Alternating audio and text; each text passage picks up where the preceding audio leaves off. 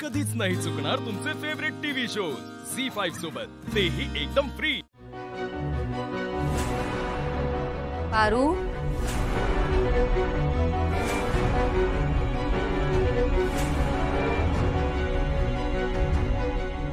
पारू, देवी आई,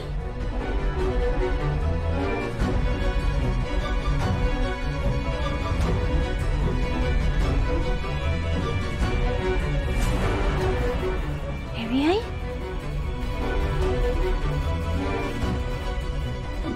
ह्यो तर देवी आईंचाच आवाज होता, पण इथं तर कुणी बी दिसेना झालंय। देवी आई इथं काय येतील म्हणा, आणि मला भास झाला।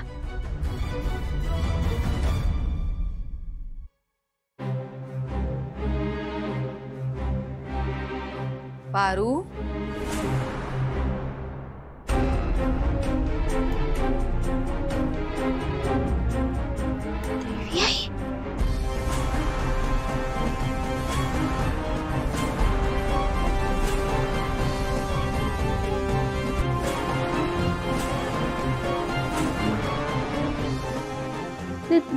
देवी आई, देवी आई, हे काय झालं तुम्हाला?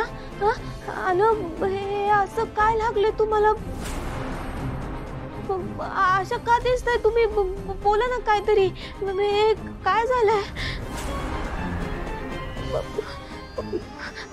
देवी आई, देवी आई,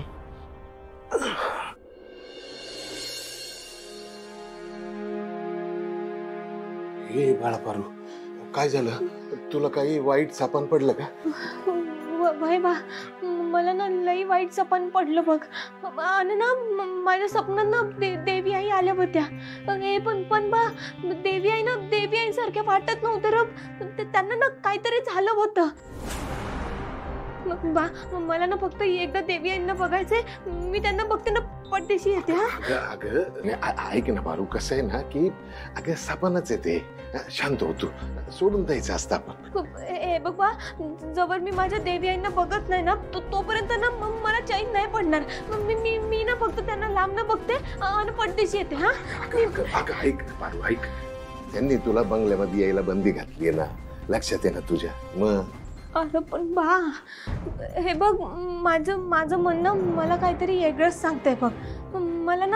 मला देवी आईंची लई काळजी वाटते। आणि कसं आहे ना, तुझ्या मनात सारखा देवी आईंबद्दलच विचार असतो ना, म्हणून स्वप्नात पण दिसले असतील त्या। बा, पहाटेचं सपन खरं होतं असं म्हणतात बा। देवी आईंवर कुठलं संकट तर येणार नाही ना? अगं काही संकट वगैरे येणार नाही, लवकरात लवकर त्या तुला भेटतील।